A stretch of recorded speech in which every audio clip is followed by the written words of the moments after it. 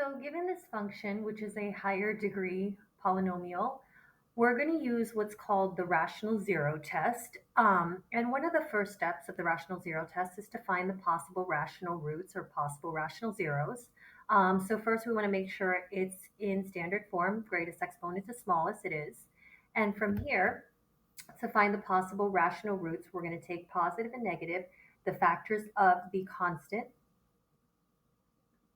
which is going to be 1, 2, 3, 4, 6, 8, 12, and 24, and divide all these values, both positive and negative, by the cube value, which is factors of the leading coefficient, which is just 1. So all the possible rational roots are just positive and negative, all of these values up in the numerator. Since when I divide it by 1, it'll be the same number. So let's just say I want to test it out, see which one is actually a zero, which is the next step. You can use the rational zero test, but in this case, I'm going to use synthetic division to see if it's a zero.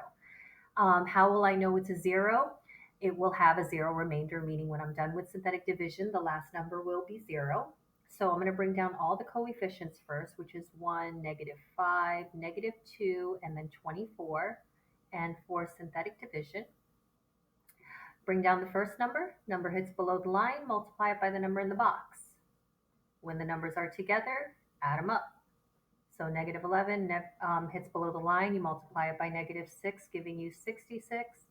Numbers are together, add them up. So it's just a pattern of multiply, add, multiply, add.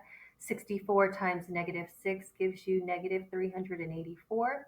And this will definitely not be a remainder of zero. However, this does give me a sign here because if you look, the signs are all alternating. So positive, negative, positive, negative.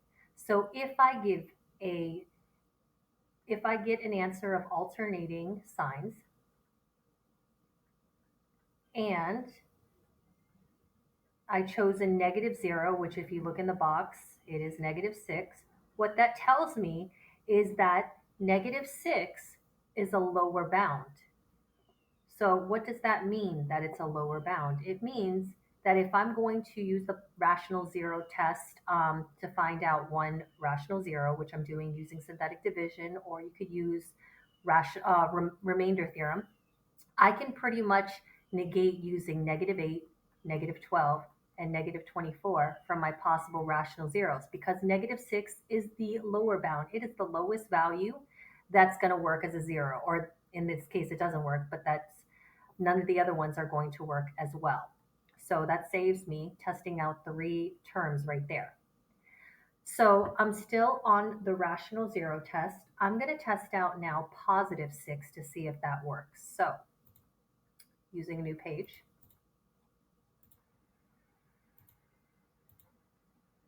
Let's say I were to use